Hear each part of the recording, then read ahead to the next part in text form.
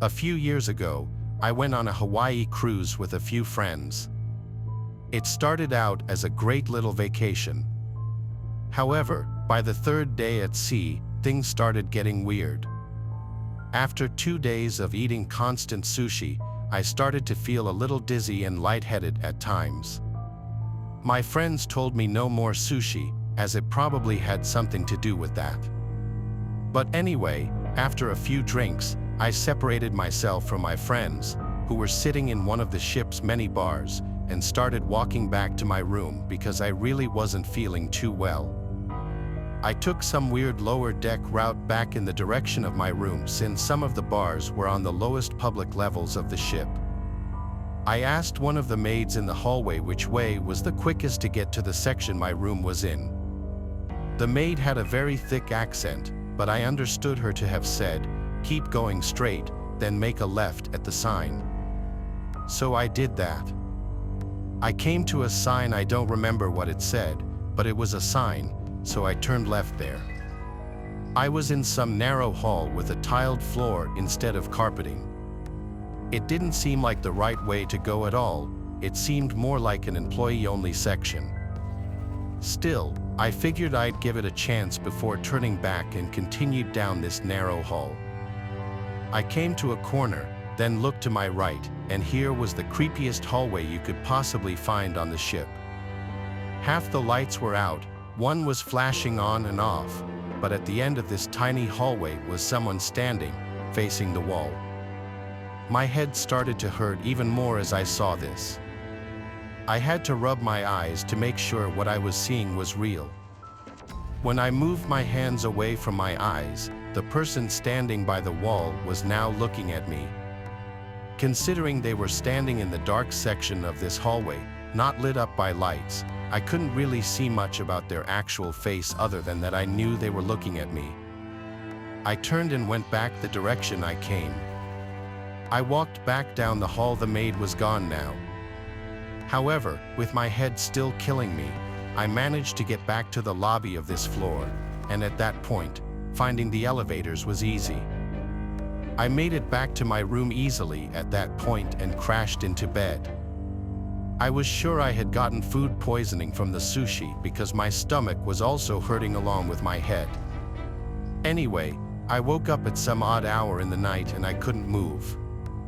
The only thing I could move were my eyes.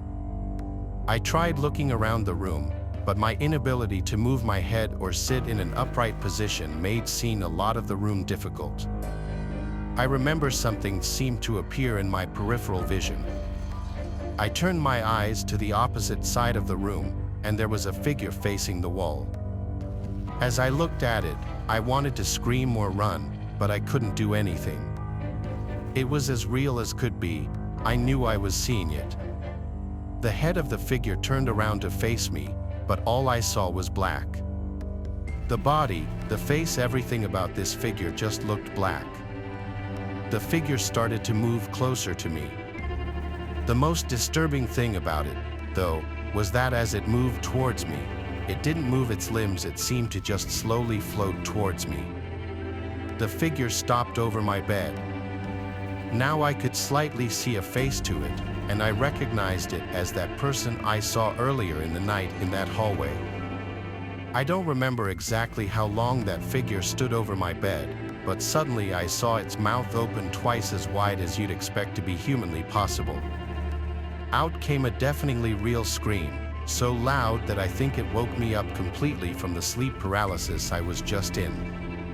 The craziest thing I remember was the scream of this sleep paralysis figure feeding into the scream of my own voice.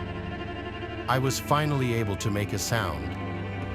I flicked on the light, and my friend who was in the other bed woke up asking what was wrong. I told him about the horrible experience I just had. He once again said I'd been eating way too much raw fish and it was messing with my head. My whole body was shaking, and my voice was trembling. I went back to sleep and don't remember having another dream that night. But I still wonder if that person I saw in the hallway was real or not, because I'm 90% sure that's the hallucination I had in my paralysis. That hallucination was also the realest, most horrific thing I'd ever seen.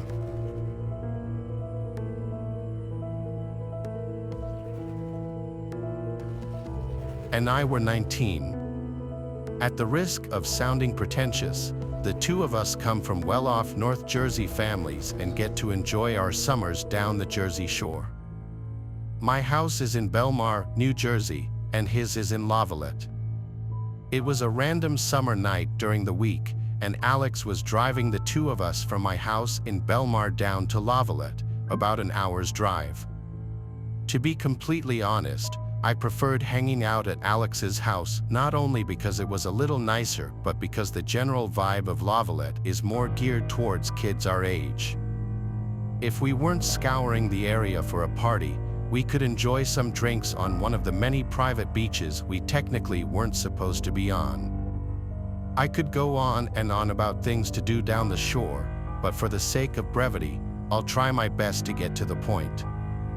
As we were driving down, we agreed that we opt for a quieter night. No partying, links, or anything that we might normally do. The two of us agreed to snag a few beers, roll a joint, and chill on one of the private beaches under the stars. Honestly, it sounded great. The two of us had been going pretty hard with some of our other friends. A break from partying was much needed. To anyone unfamiliar with the layout of Lavallette, there's a beach side and a bay side. Most of the beaches feature a really high dune and a steep drop-off as you approach the ocean. If you were to stand at the ocean's edge and look back, you'd see a pretty sizable hill of sand. After drinking a few drinks at Alex's place, we snagged some bikes from his garage and made our way toward the beach of our choice. For whatever reason, Alex insisted on journeying further than I'd ever been, which I didn't quite understand since all the beaches were basically the same. I really didn't mind a longer bike ride, though, so I just went with it. Eventually, Alex decided on a desolate-looking beach at the end of the road with no cars parked on it. Every house on the street had its lights off. I actually preferred this. This was back when weed was illegal in New Jersey, and we weren't too keen on getting caught. Plus, we did have some drinks with us despite the fact that we were only 19. We hid our bikes under some shrubs, then made our way toward the beach. The two of us lit our joint and smoked under the stars, the only sound being the light waves of the ocean and the accompanying wind. The beach stretched on endlessly in both directions, and the sand felt cool underneath our feet. The two of us got progressively drunker while we filled the air with laughter and conversation. Eventually, we just laid back in the sand, watching a sky full of stars in hopes of witnessing a shooting star. That's when we heard it. I heard it first. It was almost undetectable. The sound was like a metallic buzzing, sort of like the sound you'd hear in a massive gymnasium with large overhead lights. I really can't describe the sound any better. It was a faint metallic buzz that couldn't possibly be anything caused by at the beach. I sat up and stared at Alex, and I could tell the moment he started to hear it too. The two of us whipped our heads in every direction, looking into the darkness for the source of the drone. Strangely, it was difficult to pin down exactly where the sound was coming from. It was just too faint to tell. We were beginning to get freaked out, but were too terrified to move. We assumed that whatever was making that noise would go away and we wouldn't have to worry about it. There was literally no way we could be seen from our spot on that beach. It was way too dark, and the sound of the ocean definitely drowned out any sounds we had been making. I know it doesn't exactly sound scary, but I'd be lying if I said my heart wasn't pounding out of my chest. The drone continued on, and after another few minutes, Alex gestured for me to follow him. I nodded my head in agreement. Leaving was definitely the best option. Just like a scene from a movie, the exact second the two of us stood up, the droning went from a 1 to a 5. It took every ounce of self-control. I had to resist the urge to yell in fear. It wasn't a gradual shift. The sound literally increased in a split second, and it was definitely coming from our right. I felt the hairs on my neck stand up, and a wave of fear washed over me, tensing my body from head to toe. We stared into the darkness and still didn't see anything, but now the drone sounded so close to us that we instinctively started running toward the sand dune. I didn't even know what we were running from. All I knew was that something was seriously wrong and there was someone or something after us. As we were about halfway to the dune, I felt Alex place a firm hand on my shoulder, abruptly stopping me from continuing to run. At first, I was confused, but then I saw what his gaze was fixated on. I glanced up toward the dune and saw it. There was a dark figure standing motionlessly at the peak of the dune. Its arms were freakishly long, almost reaching its knees. It was ridiculously tall, and I was shocked at how it managed to stand so still. It was truly terrifying. Alex shouted at me, breaking my gaze from the figure, and we continued running, this time parallel to the beach. We ran to the next dune entrance and sprinted up the slope. As we made our way to the peak, we looked back at where we had just come from. I can still remember the terrifying sight that followed. Not only was the dark figure still on the dune, but there were maybe 3 or 4 more standing motionless on the slope. Each one looked like they were facing us. We didn't have time to go back for our bikes, instead opting to run the entire way home. The next morning, we retraced our steps but couldn't, for the lives of us, find those bikes. Maybe they had been stolen, or maybe whoever or whatever was stalking us the night before had something to do with it. Either way, I've never experienced anything scarier on a beach and still have trouble explaining most of these events. The weirdest thing for me is that I was never able to determine what the buzzing drone was, and to this day, have not heard anything even remotely close to it. Beaches have always terrified me. Well, not always. My fear is a direct result of what I'm about to tell you. As a kid, I used to love the shore. I remember spending many summers in eager anticipation of the weekend when my family and I would hang out at our beach house, or if I was lucky, they'd let me spend it at my friend Charles's beach house, which was even more fun. I was 16, and this was one of those special summer weekends.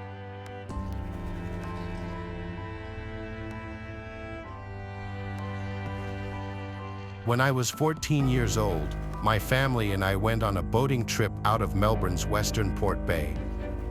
I remember being at the helm with my father, steering the little boat over the waves, and then the next thing we knew, my big brother was shouting that water was coming and happened so fast. Mom and Dad were shouting for us to stay together, and then suddenly, the boat tipped over, and we were in the water. We later found out that the bottom of our boat had been almost completely rotten and that its owners had been extremely and willfully negligent in renting it to us. We had no choice but to start swimming. Since it was late in the evening, no one had seen us go down, so it was up to us to rescue ourselves.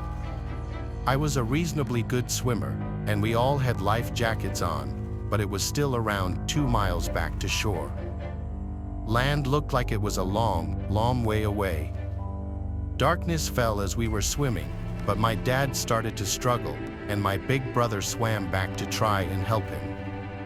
My mom and I stuck together and kept going, but we soon lost sight of my father and brother. Seagulls cried out above me, and I kept imagining that they were warning me of an attack from sharks that were no doubt swimming in the waters around us.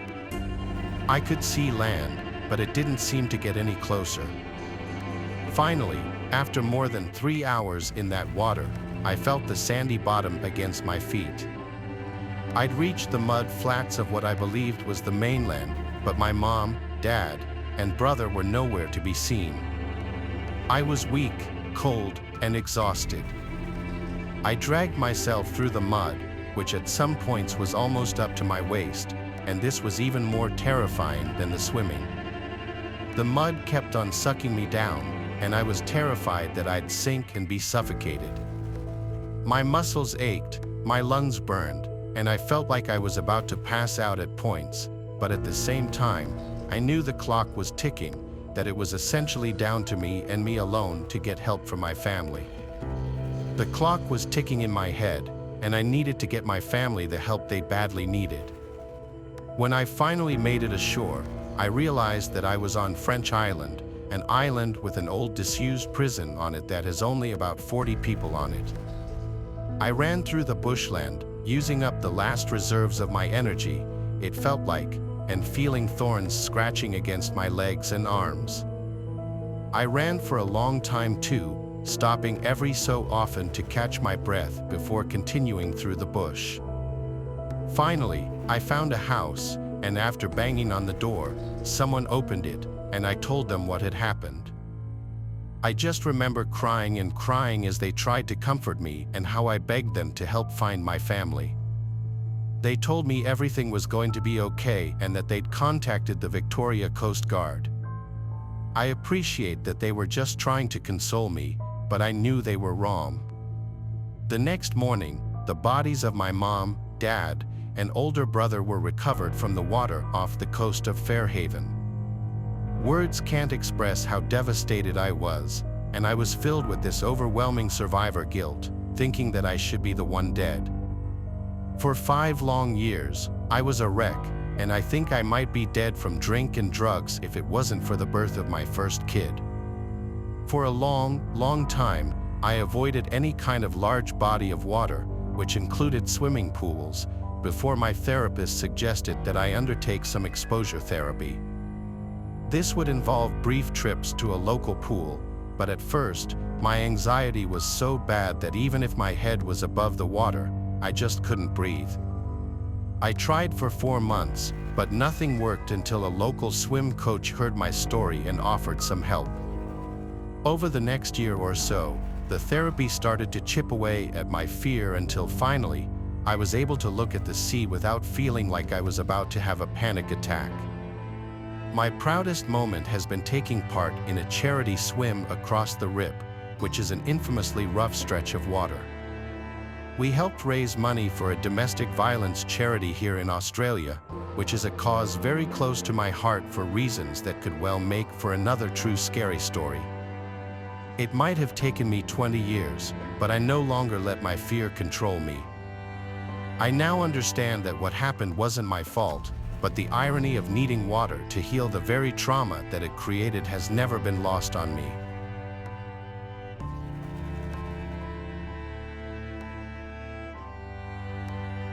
I'm a 21-year-old male, and this experience happened last summer while I was on vacation at Myrtle Beach with my family. We were staying in a resort right on the beach, on the 13th or 14th floor in a timeshare. One night, I was feeling restless and having a hard time falling asleep. At around 3 a.m., I decided to go out on the balcony to get some air.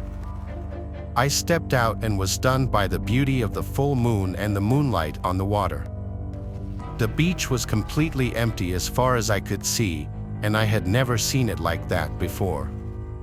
Since I couldn't sleep, I thought I might as well head down, take a stroll, and listen to some music to relax.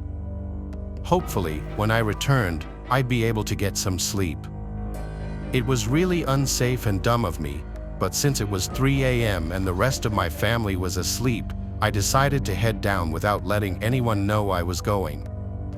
I thought I'd just go and chill there for 15 minutes and then come right back up. At the base of the timeshare, there was an area with a pool, an outdoor bar, and 2 boardwalks separated by about 100 feet, both leading to the beach.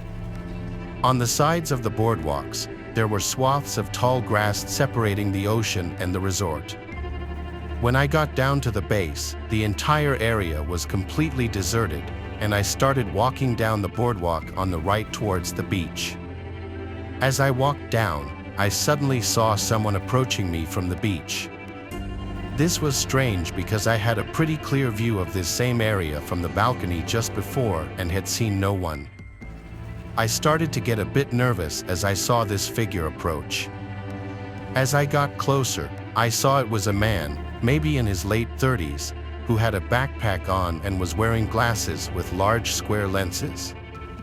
As he got closer, I got a clearer look at him as the boardwalk was sort of illuminated by lights from the outdoor bar. He looked very on edge and alert, almost like he was trying to find someone. His clothes were somewhat tattered. We made eye contact. I nodded at him, and he passed by. I was creeped out because, honest to God, he had a sort of Jeffrey Dahmer look. Maybe it was the glasses, but he just didn't seem like he actually belonged to the timeshare. I shook it off, kept walking down to the beach, and put my headphones in. As I got down to the beach, I turned right and started walking parallel to the water, just taking in the scenery. I was barefoot and decided it would be nice to walk along the shoreline, so I moved closer to the water and continued walking.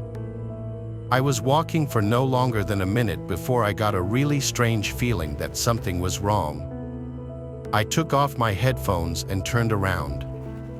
I saw a dark figure trailing me, just upshore, situated between me and the timeshare. I immediately could tell from the figure's height, body type, and demeanor that it was the same man I had passed on the boardwalk. At this point, I started to panic as every horror story I've read rushed into my head.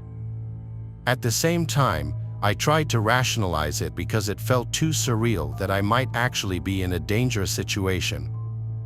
I reminded myself it could just be a coincidence, and the man decided he also wanted to take a walk on the beach and just happened to be headed in the same direction as me.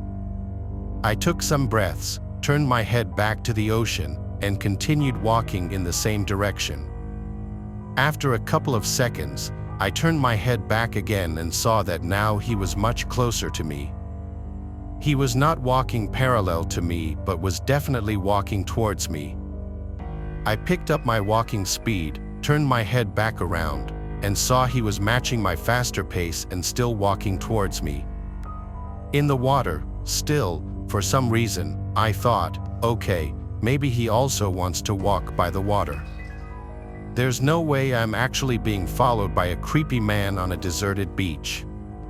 So at this point, to truly test it, I did a 180 and completely changed directions.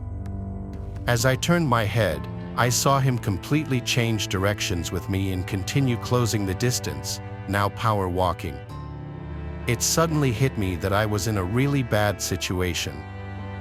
I took off running along the water, and he started running as well, but stayed upshore of me so that if I tried to run up towards the boardwalk, he would intercept me. I was freaking out and just kept running with no plan, figuring that since I'm 20 and sort of fit, I should probably be able to keep running along the water and outrun him. Then I could find some other exit off the beach and either call my family or head back to the timeshare on the road. I kept running, but he was keeping up with me. This went on for what felt like 10 to 15 minutes. The scariest part of all this, which I wouldn't have thought of, is that it was completely dead silent. All I heard was my breath and feet on the sand. When I turned, I only saw his shadowy figure upshore keeping pace with me. Suddenly, up ahead in the sand, I saw a small blue light and what looked like 4 people on the beach with a blanket. They were a bit upshore. I turned and looked at the figure and bet that even though they were upshore, I could beat into these people. So I started sprinting towards them with hopes of quickly telling them what was going on so we could all confront him. I really used up my energy sprinting towards them, and as I approached, my heart dropped. What I saw were 4 guys on a blanket with 3 or 4 handles of hard liquor surrounding them. 3 of the handles were empty, and the 4th was about half empty. 3 of the guys were completely passed out on the blankets, and the last was half sat up, obviously beyond shit-faced, with a sort of party hat on that had blue lights on it. He was talking, looking to himself, his eyes were half closed, and he didn't even register me approaching even though now I was no more than 5 feet away. I turned and saw the figure had slowed down and was observing me. Then I saw he made sense of the group state and suddenly started sprinting at me. As he got closer, the half-passed out guy's blue light illuminated him, and I could clearly see it was the same guy as before. I made eye contact with him. He was eyed and looked almost manic, barreling at me at full sprint. At this point, I decided I had to do something decisive. I had underestimated his fitness, and since I had just sprinted towards this group and exhausted myself, I was afraid that he might actually be able to catch up to me if we just continued running along the beach indefinitely. Who knows what would happen then? So instead of turning around and running, I suddenly sprinted towards him and to the right, which I don't think he was expecting at all. I caught him off balance and ran past him, full sprinting back to the timeshare without even looking back. All the hairs on my neck were standing, and it felt like a dream where you're barely evading someone, but he's right about to catch you. The adrenaline was crazy. I kept running and started to see the timeshare. I finally turned around to see how close he was, and I saw him in the distance, maybe 400 feet away. He had lost a lot of distance on me. I didn't waste any time and sprinted up the boardwalk towards the base of the timeshare. I jammed the elevator buttons, leaped in, and started mashing the closed door button as I gasped for air. The door closed, and I hit the button for my floor. When the elevator reached, I literally sprinted back to my room, opened the door, entered, and then slammed the door and double-locked it. I was breathing heavily, and I dropped to the floor and just sat there for a minute, not believing what had just happened.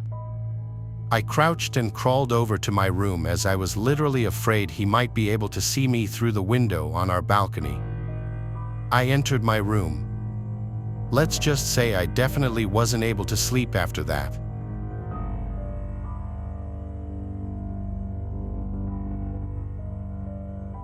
On April 17, 1918, the SS Dummerut set sail from Portland, Oregon, bound for the South Pacific. Owned by the U.S. Shipping Board, the 270 feet, 500-ton wooden steamer would transport goods between the United States and the many Philippine islands approximately 7,000 miles to its east.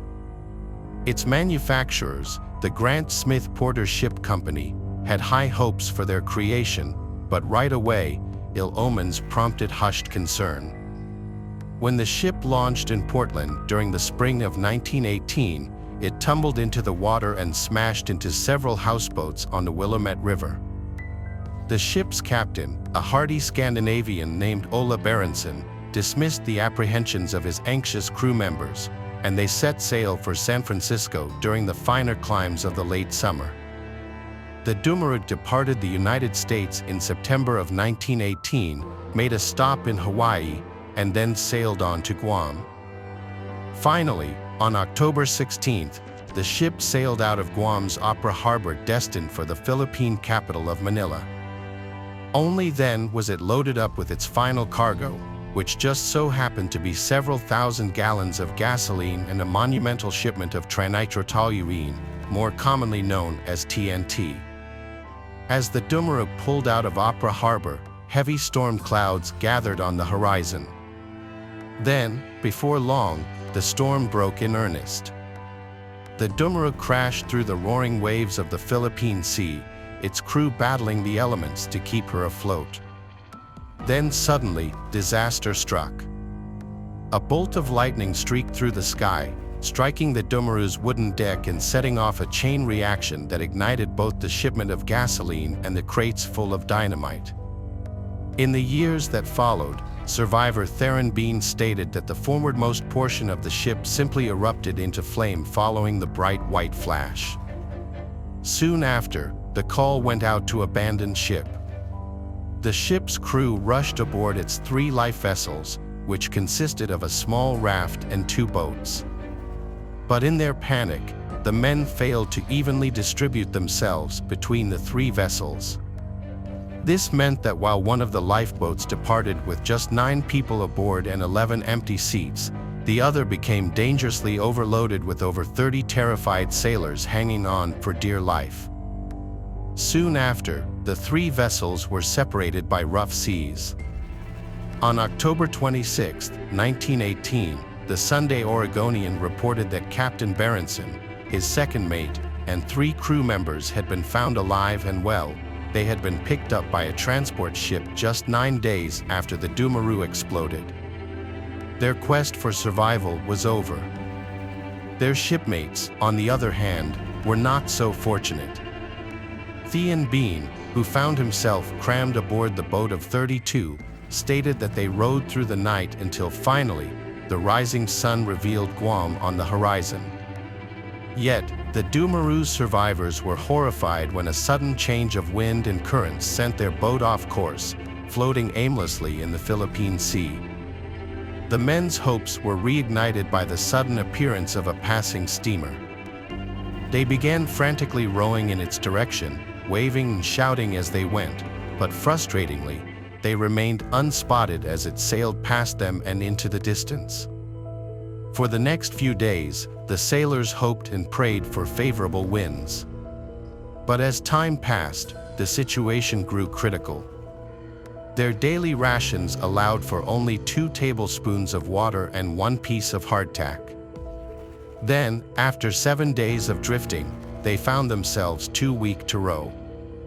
Around 2 weeks into their ordeal, the first of the survivors began to die from exposure. 3 days later, they ran out of hardtack, while the heavens had failed to provide them with a single drop of rain. Some grew so thirsty that they began to drink salt water. All who did so died in agony just hours after their first sip. Other savvier sailors fashioned a makeshift catchment device, otherwise known as an evaporator, using their shoes, the boat's oars, along with some spare wood they'd managed to chip away from it, with which to fuel a small fire. It was a creative but futile attempt to replenish their water supplies. Ultimately, they decided that desperate times called for desperate measures. After a brief but confrontational discussion, one of the starving sailors took a rubber hose from a bailing pump and fashioned it into a makeshift fishing line. He then took a knife and began carving off pieces of his dead shipmate's flesh. After tying the meat to the improvised fishing line, he used it as bait to attract nearby schools of fish. Eventually, a group of dolphins passed by. After luring one ever closer with the tempting taste of human flesh, the sailors speared it, killed it, and butchered it. Thean Bean later wrote that the dolphin's meat and moisture were warmly welcomed but scarcely commended the method by which it was obtained. Finally, on the 24th day of their ordeal, the survivors of the SS Dumaru began to drift towards land. There had been weeks celebration upon its sighting, and for the first time in weeks, the men felt some semblance of hope return. Little did they know, the worst was yet to come. As their lifeboat approached white tropical sands, choppy waves caused it to capsize.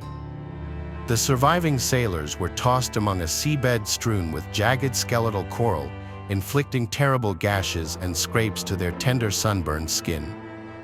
Some men were simply too weak to swim to shore and drowned among the coral, failing at the final hurdle. In a tragic turn of events, of the 32 men who climbed into the Dumaru lifeboat on the day it exploded, only 14 of them lived to tell the tale. Those that returned were treated as minor celebrities and, like Thean Bean, were venerated by a sympathetic media that was already buzzing with excitement over the Great War in Europe. They were treated as men of grit, will, and determination, while those who died were revered as great Americans, men who braved wild frontiers not just for their own enrichment but for the benefit of their families and their nation. Thean Bean claimed that upon their passing, his fallen comrades were given respectful burial at sea. But the truth was deeply and disturbingly different. Almost 12 years later, on January 1st of the year 1930, a man named Eliel Thomas published a book which stunned the American maritime community. It was entitled The Wreck of the Doomuroo, A Story of Cannibalism. In his book, Mr. Thomas claimed that after extensive interviews with one of the ship's survivors, who wished to remain anonymous, it was quite certain that the shipwrecked sailors of the SS Doomuroo had resorted to cannibalism in order to survive.